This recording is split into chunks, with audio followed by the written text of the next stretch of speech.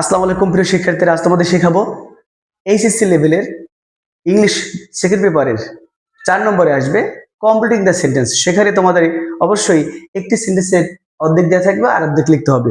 এখানে একটি সেন্টেন্স না, একাধিক সেন্টেন্স থাকতে পারে, তারপর একটা ড্যাশ থাকতে পারে, সেরকম একটা অর্থ দিয়ে সেই সেন্টেন্সটি পূরণ করতে হবে। তো আমরা 3টি ক্লাস ইতিমধ্যে নিয়েছি। এখন দেখবে 4 নম্বরে কি আলোচনা করি। 4 নম্বরে আছে বাট এর ব্যবহার।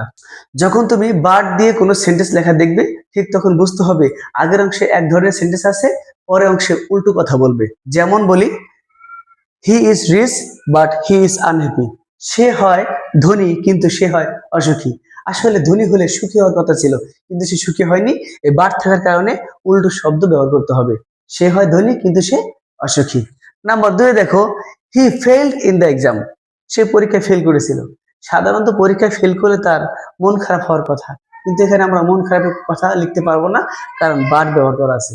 বাট থাকলে উল্টো কথা লিখতেই হবে। He failed in the exam but he was happy.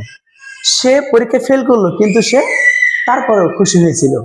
এটা কেন হয়েছিল আমাদের কারণ খোঁজার দরকার নেই, বাট থাকার কারণেই উল্টো কথা ব্যবহার করতে হবে। আমি আরেকটি সেন্টেন্স লিখে দিচ্ছি, দেখো 3 নম্বরে,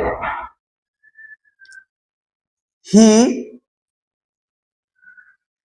কেম হেয়ার, অথবা হেয়ার না দিয়ে লিখতে পারি হি কেম টু মি। সে আমার কাছে এসেছিল। বাট লিখবো, but I did not help হিম।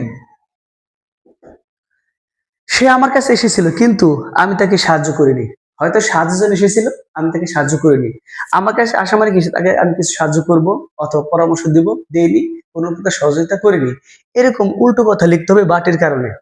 এক অংশে থাকবে একটা সেন্টেন্স, বাট থাকবে, পরের অংশে তার সাথে মিলিয়ে উল্টো একটা কথা জুড়ে দিলে বাট দিয়ে সেন্টেন্স হয়ে গেল। ঠিক এভাবে আমি এই আগের ক্লাসে পড়াইছিলাম তোমাদেরকে যে দো অল দো ব্যবহার। সেই একই সেন্টেন্স, শুধু মাঝখানে বাট থাকবে।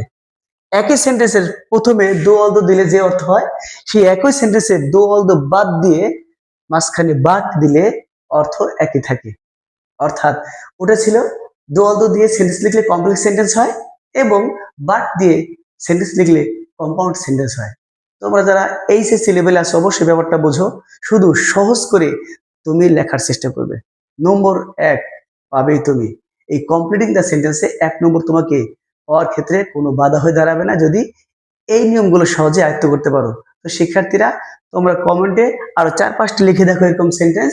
তোমাদেরকে এভাবে শেখাতে পারলে আমার ভালো লাগবে, আর তোমাদেরকে শেখানোর মধ্য দিয়ে আমার উৎসাহ বাড়বে আর কিছু ভালো ভিডিও নিয়ে আসতে। ওকে, ভালো থেকো। আসসালামু আলাইকুম।